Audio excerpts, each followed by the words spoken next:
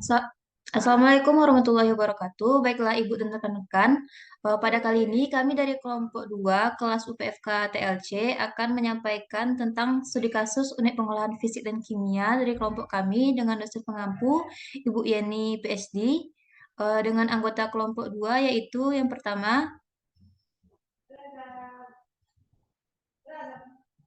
next.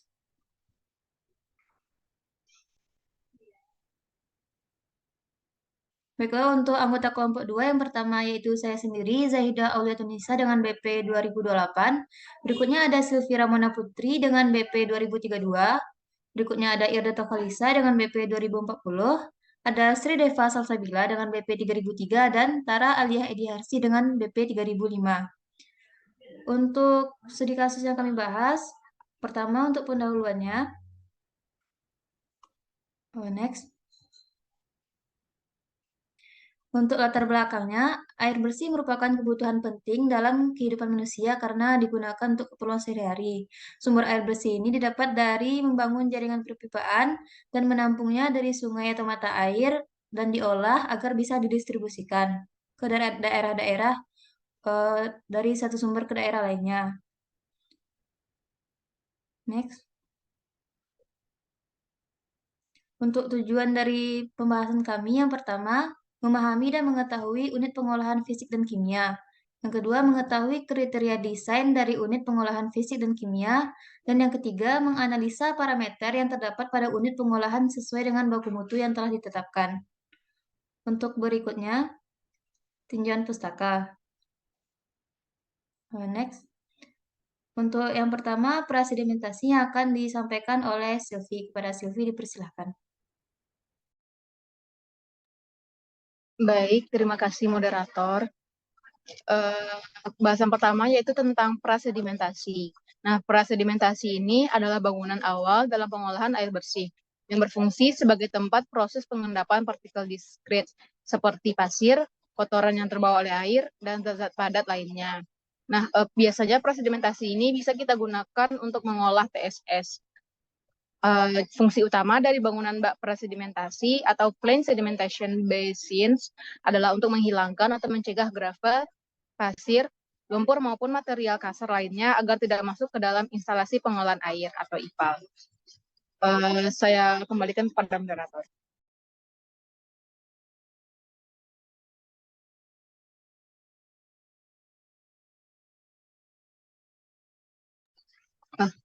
Ini merupakan tabel mengenai kriteria desain unit presedimentasi. Nah, untuk kriteria desain unit presedimentasi, untuk parameter waktu retensinya itu adalah 0,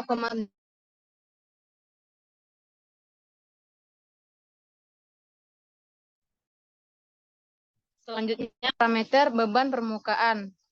Nah, untuk beban permukaan nilainya 20-80 meter per hari. Untuk tinggi 1,5 sampai 2,5 meter. Kecepatan pengendapan atau V0 dari partikel ideal yaitu nilainya 0,08 hingga 0,1 cm per detik. Nah, untuk kondisi aliran itu yaitu NRE-nya kecil dari 2000 dan NFR besar dari 10 pangkat 5. Untuk nilai pH-nya yaitu 10 hingga 18 V0. Nah, untuk yang perbandingan P dengan L yaitu 4:3 hingga 6:1 dan perbandingan dari P dengan T yaitu 5:1 hingga 10:1. Selanjutnya saya kembalikan kepada moderator. Baiklah, terima kasih kepada Silvi. Selanjutnya untuk materi koagulasi akan dibawakan oleh Tara. Kepada Tara dipersilahkan. Terima kasih kepada moderator.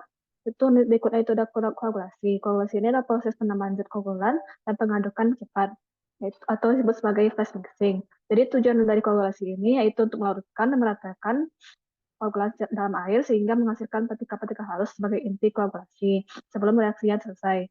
Untuk dosis koagulan yang diperlukan itu tergantung dari jenis koagulan, kekurangan air, warna, pH, temperatur, dan waktu pencampuran. Untuk koagulan yang umumnya dipakai itu berupa aluminium sulfat atau tawas.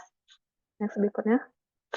Unit berikutnya setelah koagulasi itu flokulasi, yaitu merupakan pengadukan lambat untuk menggabungkan partikel-partikel koloid yang telah terstabilisasi menjadi flok-flok yang dapat direkam dari unit pengolahan berikutnya, yaitu unit sedimentasi, agar proses terjadi dengan cepat. Untuk pengadukan lambat yang dilakukan dalam proses flokulasi ini, itu untuk memudahkan flokulan untuk mengingat flok kecil dan mencegah pecahnya flok yang sudah terbentuk. Berikutnya, menit berikutnya itu sedimentasi. Sedimentasi ini merupakan proses pemisahan padat cair yang menggunakan pengendapan gravitasi untuk menghilangkan padatan suspensi. Menit sedimentasi yang biasa digunakan ini untuk pengolahan air limbah, dan pengolahan air limbah tingkat lanjut. Jadi untuk salah satu tipe pengendapan itu pengendapan tipe 2 atau type 2 settling, yaitu pengendapan partikel flokulan dalam suspensi air. Sekian dari saya kembalikan kepada moderator. Terima kasih. Baiklah, terima kasih kepada Tara. Selanjutnya yaitu filtrasi akan dibawakan oleh saya sendiri. Baiklah, untuk filtrasi ini adalah proses mengalirkan air baku hasil sedimentasi melewati media filter untuk mengurangi parameter fisik airnya. Dalam filtrasi ini terdapat dua metode, ada slow sand filter dan rapid sand filter. Dalam pengoperasiannya dibutuhkan backwash agar efektivitas media filter itu dapat diaktifkan kembali. Berikut ini adalah perbedaan tabelnya tuh perbedaan rapid sand filter dan slow sand filter. Next. Seperti yang terdapat pada tabel, berikut adalah perbedaan antara rapid dan slow sand filter. Next. Selanjutnya yaitu perencanaan desain unit filtrasi yang didasarkan menurut SNI nomor 6774 tahun 2008 dan revisi SNI 196774 tahun 2022. Untuk kategorinya, jenis filter yang kami gunakan yaitu rapid sand filter dengan pencucian antar saringan. Untuk sistem kontrol kecepatan yang digunakan yaitu constant rate dengan debit hasil filtrasinya itu konstan dan tinggi muka airnya itu tidak ditentukan. Untuk sistem pengaliran yang digunakan yaitu gravity filter dengan mengandalkan gravitasi. Arah aliran adalah downflow, yaitu mengarah ke bawah. Untuk jumlah bak yang dibutuhkan dapat digunakan rumus N sama dengan 1,2 dikali debit filtrasi pangkat 0,5. Dan ukuran bak yang digunakan kisaran 40 sampai 400 meter pangkat 2. Untuk jenis media yang digunakan pada unit filtrasi ini adalah media ganda berupa antrasit dan pasir silika. Next.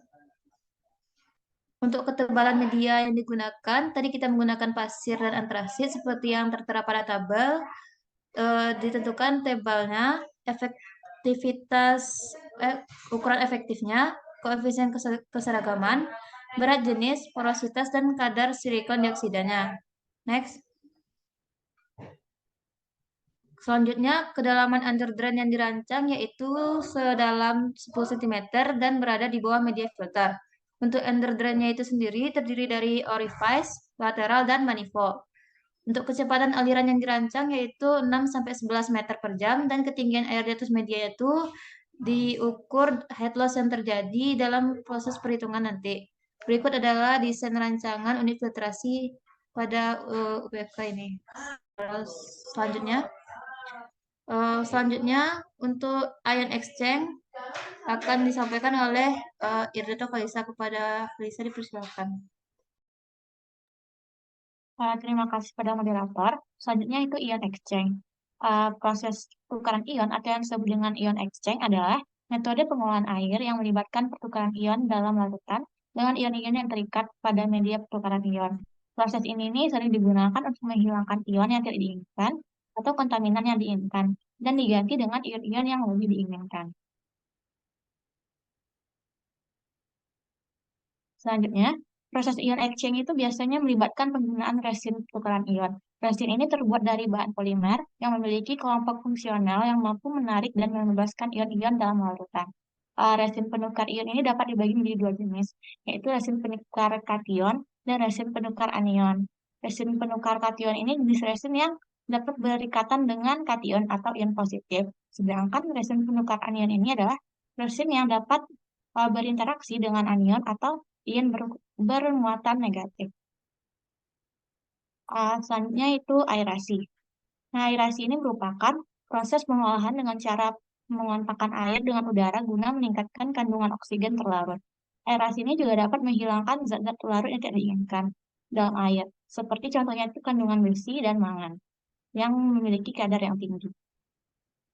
Lalu proses aerasi ini biasanya dilakukan dengan menggunakan aerator atau penyebar udara yang menghasilkan gelembung-gelembung udara ke dalam air. Udara yang terdispersi dalam air kemudian berinteraksi dengan air dan meningkatkan kadar oksigen terlarut, serta memfasilitasi proses penghilangan zat-zat terlarut. Sekian dari saya kembalikan pada moderator. Baiklah, terima kasih pada Alisa. Materi berikutnya akan disampaikan oleh Deva. Kepada Deva, dipersilakan. Baiklah, terima kasih kepada moderator. Selanjutnya itu disinfeksi, di mana disinfeksi merupakan proses untuk membunuh bakteri dan virus dengan kuantitas disinfektan yang kecil dan tidak beracun untuk manusia. Kebutuhan klor dalam suatu perencanaan disinfeksi memberikan sisa klor aktif agar dalam distribusi air tidak ada kontaminasi dari mikroorganisme apabila terjadi kebocoran pada pipa.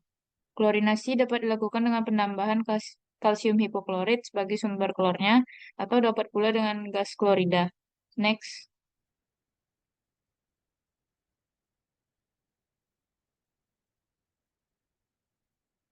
Dosis klor dapat bervariasi tergantung pada kualitas air, temperatur, dan kondisi iklim yang lain.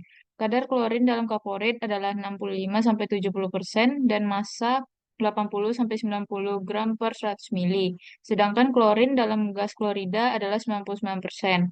Sisa klor sebesar 0,5 mg per liter dalam air dapat membunuh bakteri dalam air dengan efektif. Namun, akan menimbulkan bau klor apabila melebihi 2 mg per liter. Dikembalikan ke moderator. Baiklah, terima kasih kepada Deva. Selanjutnya yaitu pembahasan dan perhitungan dari unit-unit sebelumnya. Untuk yang pertama, perbandingan baku mutu yang akan dibawakan oleh Alisa. Kepada Alisa, dipersilahkan. Terima kasih pada moderator. Selanjutnya itu perbandingan kualitas air baku mutu kondisi existingnya dengan Permenkes nomor 2 tahun 2023. Nah, untuk parameter yang pertama itu ada TDS. TDS pada kondisi existing itu 1.500 mg per liter. Sementara di Permenkes nomor 2 tahun 2023 itu baku mutunya kecil daripada 300 mg per liter. Maka ini tidak memenuhi baku mutu. Sehingga yang harus disesuaikan itu yang sebesar 1.470 mg per liter. Alternatif unit pengolahannya ada presedimentasi, koagulasi, flokulasi, dan filtrasi. Selanjutnya, yaitu parameter TSS. Pada kondisi existing, parameter TSS ini sebesar 350 mg per liter. Sementara pada Permenkes nomor 2 tahun 2023, itu baku mutunya kecil daripada 3 mg per liter, sehingga tidak memenuhi baku mutu. Sehingga yang harus disisihkan itu adalah 347 mg per liter TSS. Dan alternatif pengolahannya itu ada presedimentasi, koagulasi, flokulasi, dan filtrasi. Selanjutnya itu parameter bau. Pada kondisi existing ini berbau. Jadi ini tidak memenuhi baku mutu. Dan dapat unit pengolahan alternatifnya itu yaitu aerasi. Selanjutnya itu parameter warna. Pada kondisi existing parameternya itu 35 TCU. Sedangkan pada Permenkes itu 10 TCU. Yang mana yang tidak memenuhi baku mutu dan harus diisikan 25 TCU. Maka alternatif pengolahannya itu absorpsi. Selanjutnya itu parameter kekeruhan dengan kondisi di existing-nya itu 115 NTU, yang mana di Permenkes itu baku mutunya kecil daripada 3 NTU, sehingga tidak memenuhi baku mutu. Maka yang harus disisihkan itu 112 NTU, dan alternatif pengolahannya yaitu koagulasi, flokulasi, dan sedimentasi. Selanjutnya yaitu ada parameter pH, yang mana pada karakteristik existing itu 8, dan pada Permenkes itu baku mutunya 6,5 sampai 8,5, jadi memenuhi baku mutu. Selanjutnya itu parameter COD, pada existing itu 30 mg per liter, sedangkan pada parameter Permenkes itu 10 mg per liter, sehingga tidak memenuhi baku mutu dan harus disisihkan 20 mg per liter. Alternatif unit pengolahannya itu absorpsi. Selanjutnya yaitu parameter BOD, pada existing itu 8 mg per liter, dan di Permenkes itu baku mutunya 2 mg per liter. Jadi tidak memenuhi baku mutu dan harus disisihkan 6 mg per liter. Alternatif pengolahannya itu ada absorpsi. Selanjutnya itu ada mangan. pada kondisi existing itu 1 mg per liter. Sementara pada Permenkes itu 0,1 mg per liter, sehingga tidak memenuhi baku mutu. Jadi harus diisikan 0,9 mg per liter dengan alternatif pengolahannya itu aerasi. Selanjutnya itu selanjutnya itu besi atau Fe. Dengan di karakteristik existingnya itu 1 mg per liter, sementara di Permenkes itu 0,2 mg per liter baku mutunya, sehingga tidak memenuhi baku mutu dan harus disisihkan 0,8 mg per liter. Unit pengolahannya itu ada aerasi. Selanjutnya itu nitrate dengan di existing itu 3 mg per liter dan di Permenkes juga 3 mg per liter. Jadi memenuhi baku mutu. Selanjutnya yaitu parameter nitrat, yaitu 25 mg per liter dan di Permenkes itu 20 mg per liter. Sehingga tidak memenuhi baku mutu dan harus disisihkan 5 mg per liter dengan unit pengolahannya itu ion exchange.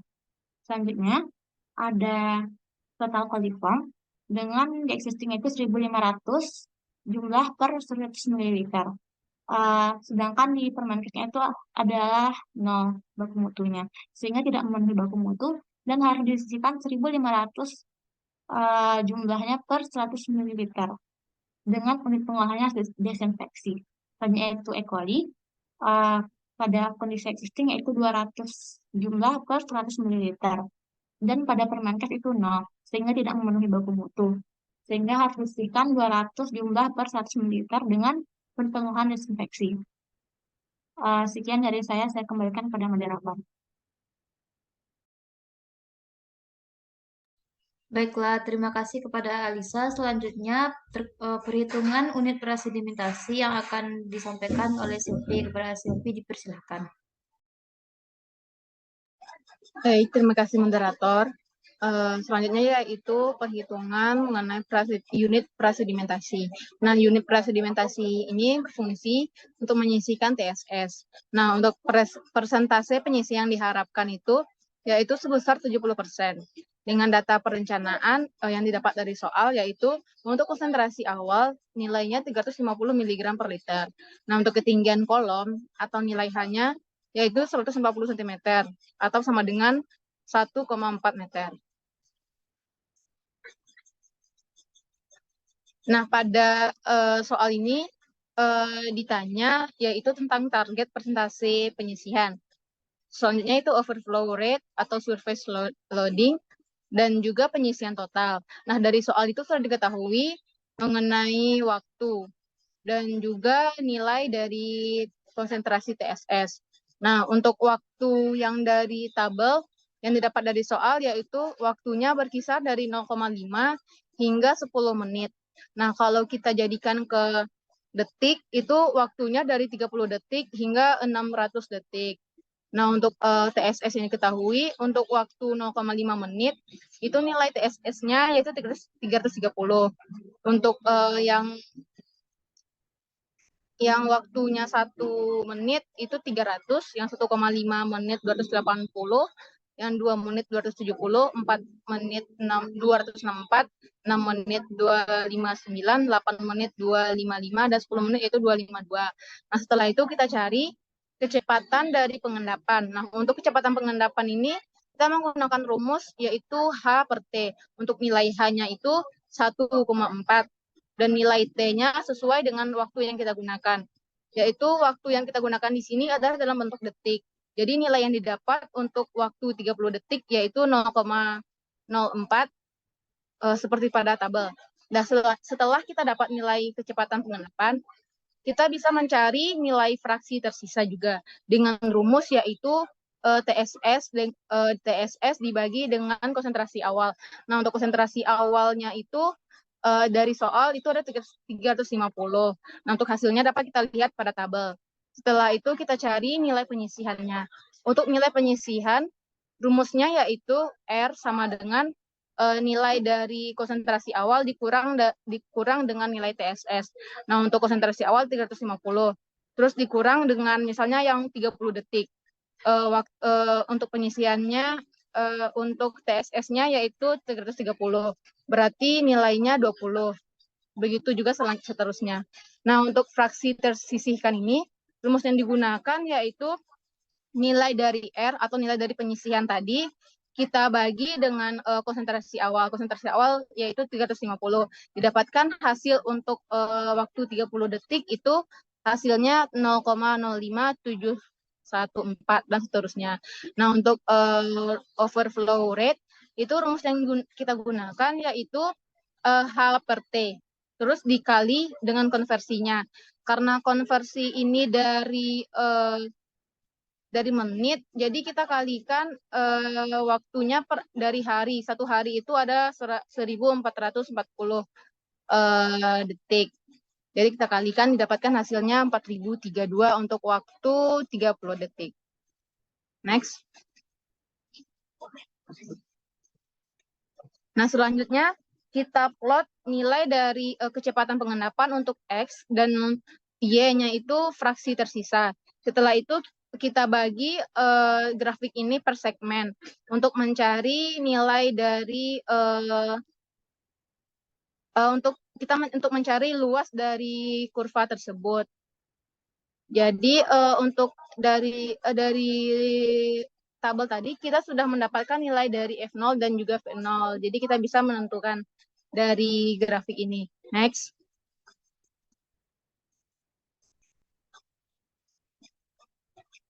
Nah, dari tabel ini merupakan luas perhitungan dari luas daerah kurva. Dengan rumusnya itu V dikali DF.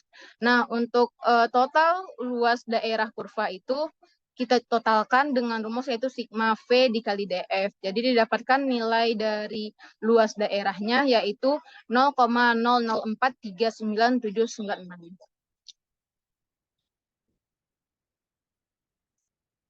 Next, selanjutnya yaitu kita cari nilai penyisian total dengan rumus 1 dikurang F0 ditambah 1 per V0 integral F00 V dikali DF. Nah, untuk nilai F0-nya dari grafik tadi adalah 0,9.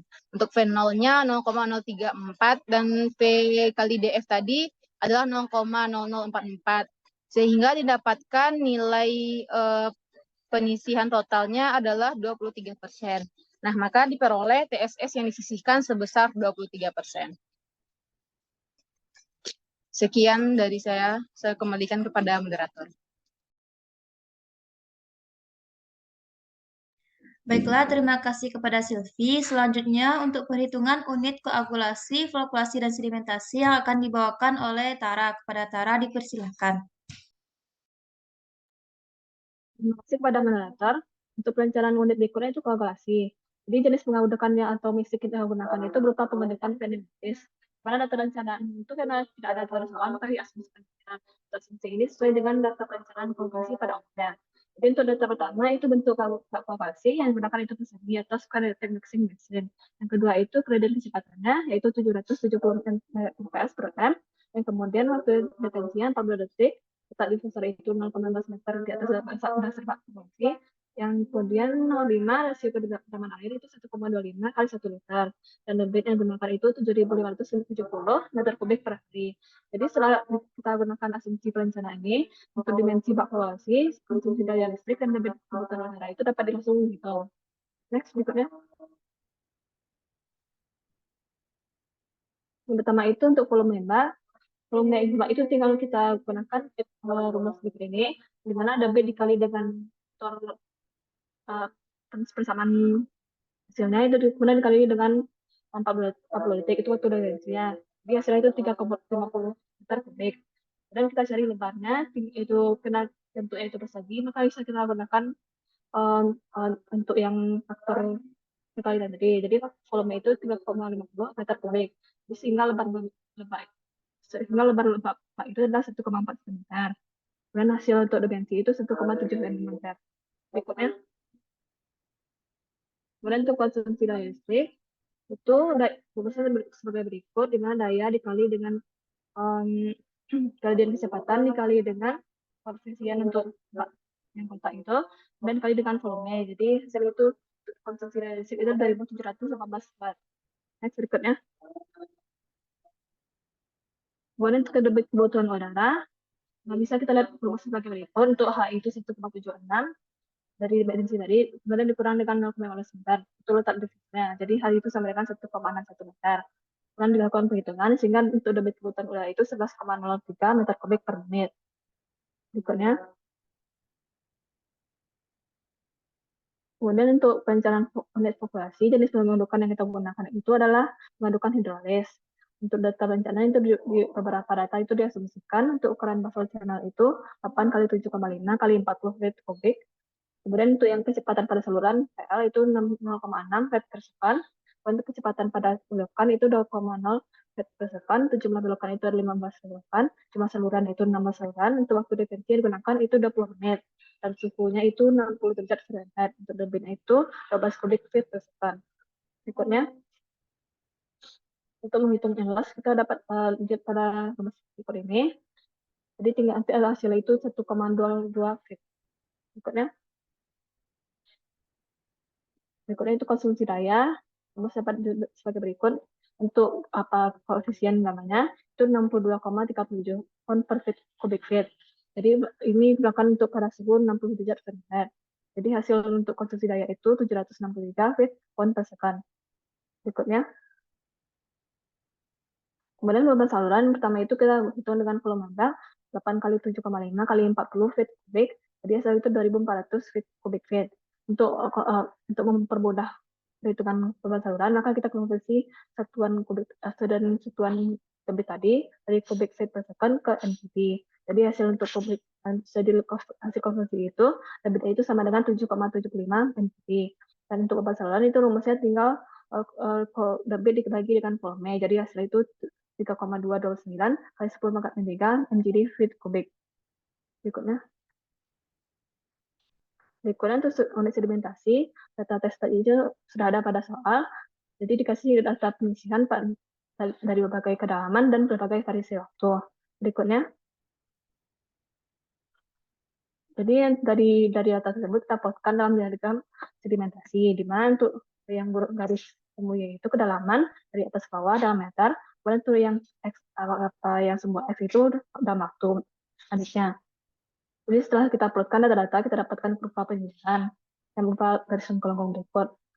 Setelah kita dapatkan di diagram ini, kita akan cari itu removal faktornya. Jadi sebelum mencari removal faktor itu, kita tentukan waktu acuannya, beberapa waktu acuan.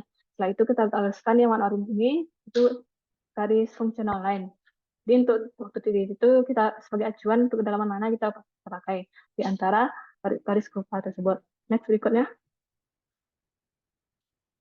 Kemudian itu untuk removal total itu dihitung berapa waktu kita pakai itu 15 menit, 24 menit, 40 menit, 36 menit, 54 menit, dan kemudian 86 menit, dan terakhir 100 menit. Jadi setelah kita dapatkan semua itu faktor pengisian atau removal total untuk tiap waktu itu, kita plotkan pada grafik pengisian dengan waktu. Next berikutnya. Kemudian setelah dapat kita removal totalnya, kita hitung juga overflow rate-nya. Kemudian diplotkan dengan grafik ini. Overflow ini tinggal kita acuannya waktu sama dengan yang fraksi pengisian itu digunakan waktu. Dan karena ini menit maka juga dikonversikan ke meter per hari. Sehingga overflow untuk yang diperlukan untuk menghasilkan pendapatan pada 74,26% itu adalah 57,60 meter per hari. Sekian dari saya, kami keberatan. Terima kasih. Baiklah, terima kasih kepada Tara. Selanjutnya adalah perhitungan untuk unit filtrasi yang akan disampaikan oleh saya sendiri. Untuk unit filtrasi ini tuh yang pertama menentukan ukuran pasir yang digunakan. Diasumsikan telah dilakukan analisis ayakan terhadap media pasir dan didapatkan grafik hasilnya dengan distribusi ukuran pada grafik menunjukkan nilai IS-nya 0,29 mm dan nilai UC-nya sama dengan 2,41. Sedangkan spesifikasi media filter yang kita harapkan yaitu dengan nilai IS-nya yaitu 0,5 mm dan nilai UC-nya yaitu 1,4. Tentukan bagian pasir yang akan kita gunakan. Next. Berikut ini adalah grafik dengan X-nya yaitu ukuran pemisahan butiran milimeter dan untuk Y-nya itu persen berat. Untuk garis yang berwarna merah itu merupakan hasil analisis ayakan dengan IS dan UC yang telah diketahui tadi. Untuk mendapatkan nilai yang kita inginkan, pertama kita tarik garis dari P10 dengan milimeter yang kita inginkan yaitu 0,5 dan P60. Next. Sehingga didapatkan nilai P10, PST10 dan PST60-nya itu 32% dan 63%. Selanjutnya dihitunglah persentase stok pasir yang dapat digunakan dengan rumus PU sama dengan 2 dikali PST60 dikurang PST10 dan didapatkan nilai PU yaitu 62%. Next. Kemudian ditentukan persentase pasir yang terlalu kecil dengan rumus PF sama dengan PST10 dikurang dengan 0,1 PIUS dan didapatkan persentase pasir terlalu kecil yaitu 25,8%. Selanjutnya kita cari persentase pasir terlalu besarnya dengan rumus PC sama dengan 100 dikurang PF dikurang PIUS dan didapatkan nilai 12,2%. Kemudian kita tarik di grafik yang tadi dan didapatkan nilai pasir yang terlalu kecil yaitu 0,46 mm dan pasir yang terlalu besar yaitu 1,0 mm. Sehingga pasir yang dapat kita gunakan untuk unit filtrasi ini yaitu dengan rentang ukuran dari 0,46 mm sampai dengan 1 mm. Next. Untuk perhitungan unit filtrasi yang kedua, yaitu menentukan tinggi muka air di atas filter, atau kita tentukan head loss-nya. Diasumsikan kita menggunakan filter dual media atau media ganda dengan data sebagai berikut. Next. Karena kita menggunakan dual media, maka ada media pasir dan antrasit. Dengan tebal, faktor bentuk, diameter, porositas, spesifik gravitasi, IS, UC, dan laju filtrasi serta temperatur yang telah diketahui dalam tabel. Next. Untuk langkah-langkah penyelesaiannya, yang pertama kita menghitung bilangan Reynolds-nya. Dalam menghitung head loss ini, kita menggunakan persamaan Karman-Kozeny. Yang pertama kita hitung bilangan Reynolds-nya pada temperatur yang diketahui 27 derajat Celcius, diperoleh nilai viskositasnya yaitu sebesar 0,8363 dikali 10 pangkat min 2 gram per centimeter sekon. Jadi kita cari nilai bilangan Reynolds dari pasir dan antrasitnya dengan menggunakan rumus faktor bentuk dikali dengan Rho dikali dengan diameternya, kemudian dikali laju filtrasi, dibagi dengan viskositas yang tadi. Sehingga didapatkan untuk bilangan Reynolds pasir yaitu 3,57 dan bilangan Reynolds antrasitnya yaitu 7,89. Selanjutnya kita menghitung nilai F aksen yang akan digunakan untuk persamaan Karman-Kozeny nanti. Untuk F aksen sendiri, cara mendapatkannya yaitu dengan menghitung 150 dikali dengan 1 dikurang epsilon. Epsilon ini adalah porositas, dibagi dengan bilangan Reynolds-nya tadi, dan ditambahkan dengan 1,75. Sehingga didapatkan nilai F aksen pasir yaitu 24,86 dan nilai F aksen antrasitnya yaitu 10,31. Next. Dan yang selanjutnya kita hitung head loss-nya dengan menggunakan persamaan Karman-Kozeny. Untuk nilai head loss sendiri didapatkan dengan mengalihkan F aksen dikali dengan L yaitu kedalamannya tadi, tebalnya, dibagi dengan faktor bentuk dikali dengan diameter butiran, dikali dengan 1 dikurang epsilon per epsilon pangkat 3, dan dikali dengan FA kuadrat per G. Sehingga didapatkan nilai head loss pasir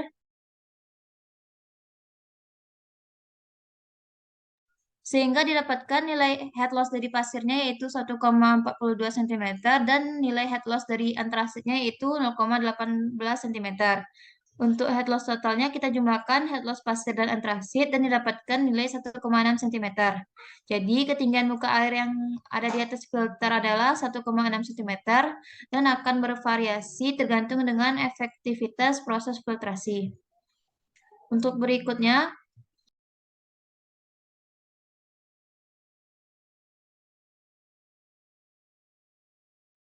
Berikutnya, untuk perhitungan unit ion exchange dan aerasi yang akan disampaikan oleh Alisa. Kepada Alisa dipersilakan. Terima kasih pada moderator. Selanjutnya itu unit pengolahannya ion exchange. Nah, yang pertama itu kita tentukan kontaminan yang akan disisihkan. Di sini kontaminan yang akan disisihkan itu yaitu nitrat atau NO3-. Nah, lalu kita tentukan juga jenis resin dan yang akan digunakan. Jenis resin yang digunakan ini adalah resin penukaran anion atau basa kuat. Resin penukar anion kuat ini adalah resin penukar anion kuat yang memiliki gugus penukar yang dapat melepaskan atau menyerap ion dengan kekuatan penuh. Lalu kita tentukan kapasitas resin total. Karena tidak ada dalam studi kasus, jadi kita misalkan 3 EQ per L. Selanjutnya kita cari nilai koefisien selektivitasnya. Di sini nilai Ca2 plusnya 1,4, Mg2 plusnya 0,8, Na plusnya 2,6, Cl minnya 3, SO42 min 0, dan NO3 min 4,8. Jadi total kation ini kita tambahkan semua kationnya sehingga dapat 4,8. Dan total anion kita tambahkan semua koefisien selektivitas ionnya sehingga dapat 4,8. Selanjutnya, kita harus cari dulu fraksi nitratnya. Di sini, fraksi nitrat sama dengan 1,8 dibagi 4,8. Selanjutnya, kita cari koefisien selektivitasnya. Karena kita di sini memakai Cl, jadi KNO3 min Cl sama dengan 4 bagi 1 sama dengan 4. Jadi nilai koefisien selektivitasnya adalah 4. Selanjutnya, kita cari volume air yang dapat diolah per liter resin. Nah, resin teoritis yang tersedia untuk nitrat ini memiliki rumus XNO3- per 1 kurang XNO3-. Karena di sini tadi kita misalkan kapasitas resin totalnya 3 EQ per L, jadinya 4 dikali 0,38 per 1 kurang 0,38 sama dengan itu 2,45. Jadi, kita cari lagi XNO3-nya sama dengan 0,71. Yang mana itu 71%. Jadi, untuk bagian resin digunakan itu 71%. Selanjutnya itu kapasitas resin penggunaan batas kapasitas pengguna resin atau Y sama dengan 3 EQ per L.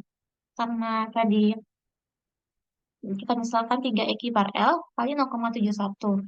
Yang mana 0,71 ini dapat dari XNO3- ini. Sehingga hasilnya 2,13 EQ per L. Sama dengan 2130 mEQ per L.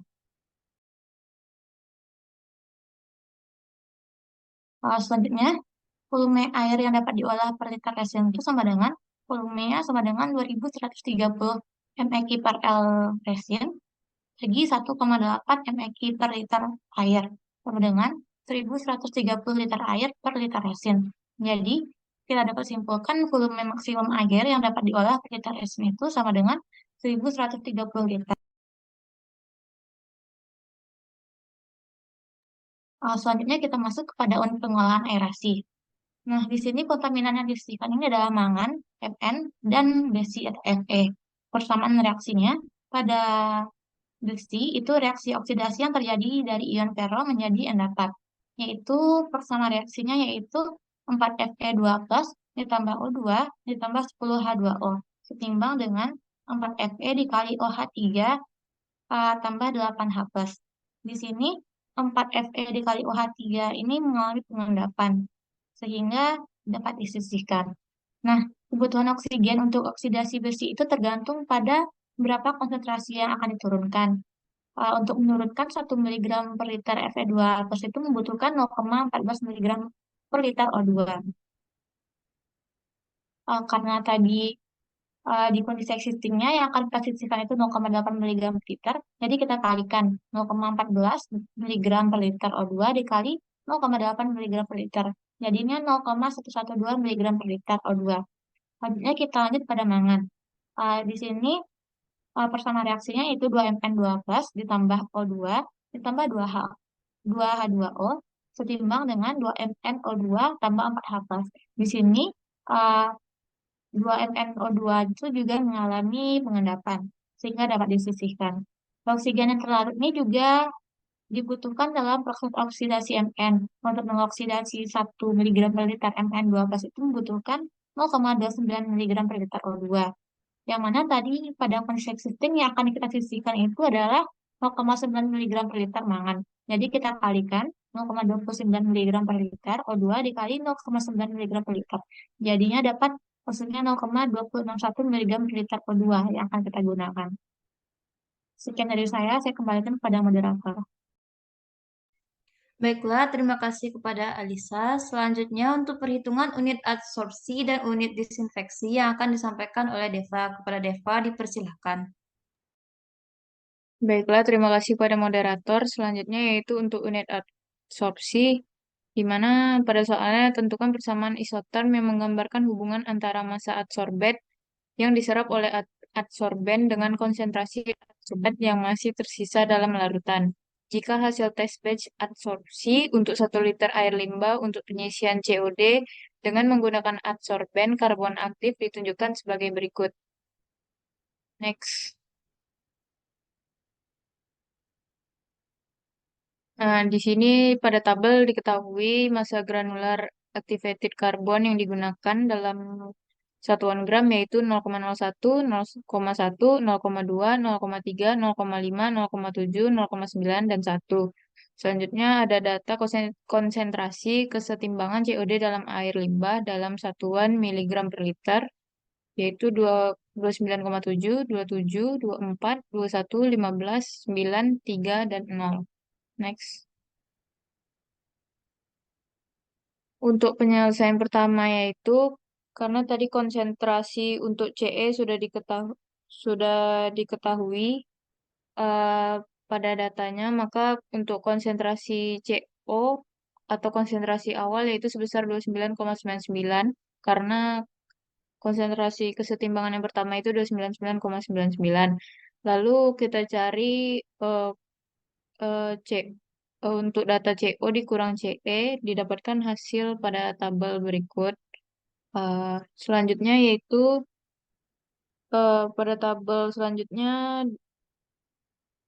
itu untuk tabel massa granular activated carbon yang digunakan tadi. Dan selanjutnya yaitu dicari QE. Di QE di mana didapatkan hasilnya yaitu 0, 29,9, 29,95, 29,967, 29,98, 29,986, 29,989, dan 29,99. Selanjutnya itu mencari CE per QE didapatkan hasil pada tabel di samping X per M. Selanjutnya yaitu untuk mencari isoterm Langmuir yang pertama yaitu 1 per QE atau 1 per X dibagi M. Didapatkan hasil pada tabel 1 per QE dan selanjutnya itu untuk 1 per CE didapatkan hasilnya di tabel isoterm Langmuir. Selanjutnya itu Freundlich isotherm di mana dicari untuk logaritma QE dan logaritma CE. Didapatkan hasil pada tabel berikut. Next. Berikut merupakan grafik untuk isotherm Langmuir. Next. Didapatkan nilai regresinya untuk Y sama dengan 0,0176X ditambah 0,1287, di mana plot CE per QE dengan CE memberikan nilai slope 1 per KQM dan intercept sama dengan 1 per QM, sehingga didapatkan nilai QM yaitu sama dengan 1 per intercept, di mana QM sama dengan 1 per 0,1287 sama dengan 7,77. Next. Selanjutnya itu untuk slope-nya sama dengan 1 per KA dikali QM.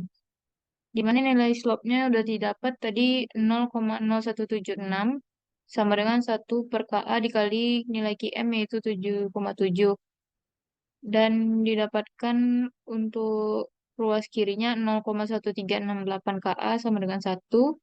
Lalu dipindah ruaskan jadi KA sama dengan 1/0,1368, didapatkan hasil KA sebesar 37,31. Jadi untuk nilai konstanta Langmuir yang cocok yaitu 7,31. Selanjutnya yaitu grafik untuk Freundlich isotherm dapat dilihat pada slide berikut. Next. Di mana pada grafik Freundlich isotherm didapat persamaan regresinya yaitu Y sama dengan min 0,4738X tambah 33,859. Di mana plot pada grafik memberikan nilai yang pertama itu slope 1/n menghasilkan nilai min 2,11. Selanjutnya untuk intercept-nya itu logaritma KF di mana logaritmanya ini log 33,859. Didapatkan nilai KF sebesar 3,89. Jadi didapat nilai konstanta isothermal Freundlich yang cocok yaitu 3,89. Next.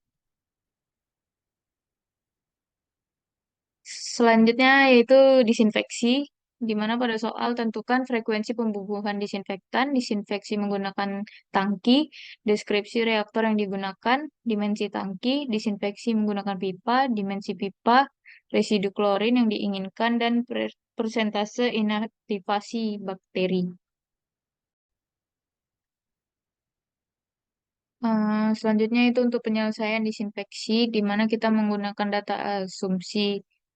Untuk sistem pengolahan yang digunakan melalui unit filter pasir lambat atau sistem Slauson filter dengan nilai kekeruhan efluen pada kisaran 3,3 sampai 3,8 NTU dengan pH 8 dan suhu 25 derajat Celcius.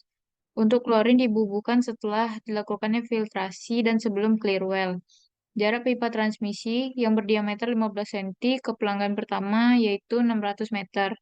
Untuk konsentrasi residu klorin di dalam clear well dan pipa distribusi utama masing-masing yaitu 2,0 mg per liter dan 1,6 mg per liter.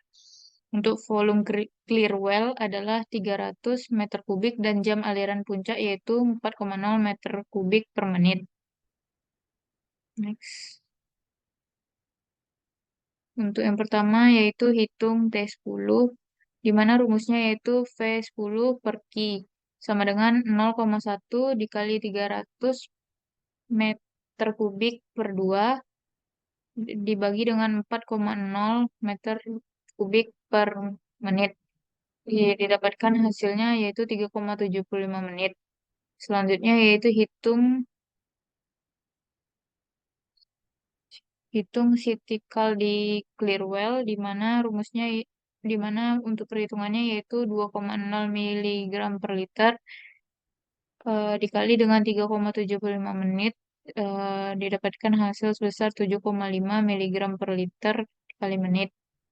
Selanjutnya yaitu nilai CT untuk inaktivasi giardia dari tabel US EPA tahun 1989 yaitu untuk menghilangkan 3 main lock pada sisa klor 2,0 mg per liter pada suhu 25 derajat dan pH 8.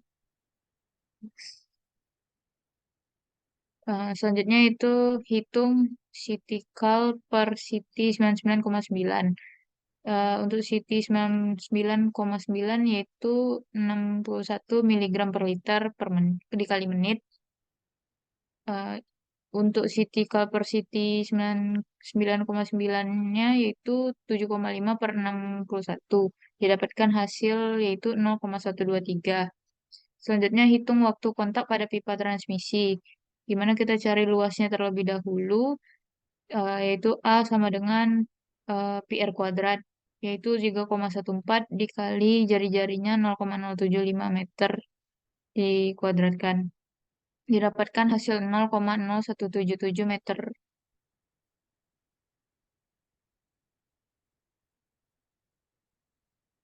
Selanjutnya yaitu V sama dengan Q per A, di mana nilainya yaitu 4,0 meter kubik per menit dibagi dengan 0,0177 meter kuadrat, didapatkan hasil 226 meter per menit. Selanjutnya yaitu mencari T, di mana rumusnya itu panjang per V, yaitu 600 meter per 226 meter per menit. Didapatkan hasil yaitu 2,66 per menit. Next. Selanjutnya, untuk menghilangkan 3 minlog dari sisa klor 1,6 mg per liter pada suhu 25 derajat Celcius dan pH 8, yaitu Ct 99,9 didapatkan nilainya yaitu 58 mg per liter dikali menit. Untuk Ct kal per Ct 99,9 yaitu 4,256 dibagi dengan 58 didapatkan hasil 0,073. Untuk totalnya yaitu 0,123 ditambah 0,073 sama dengan 0,196.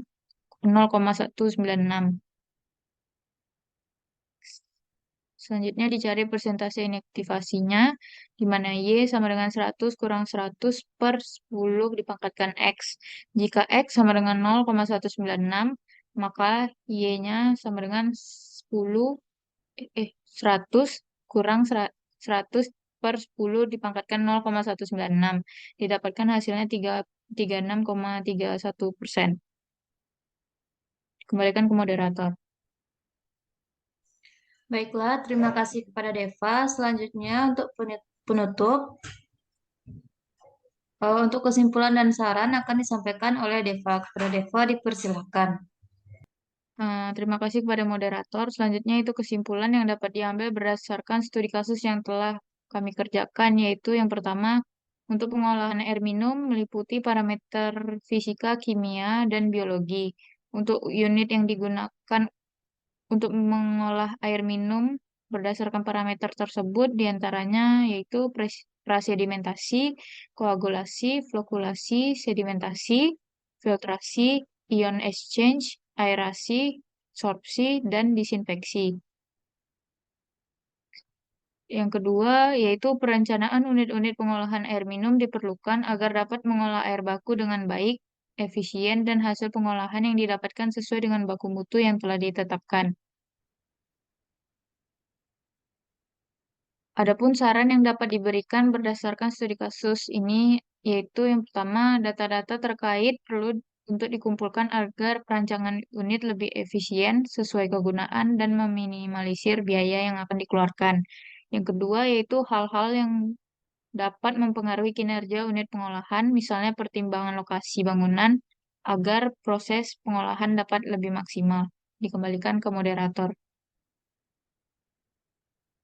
Baiklah, terima kasih kepada Deva. Berikut adalah referensi yang kami gunakan dalam tugas studi kasus kami pada kali ini. Baiklah, sekian dari kelompok kami. Apabila ada salah dan janggal, kami mohon maaf. Saya sudahi dengan wabillahi taufiq wa hidayah. Assalamualaikum warahmatullahi wabarakatuh.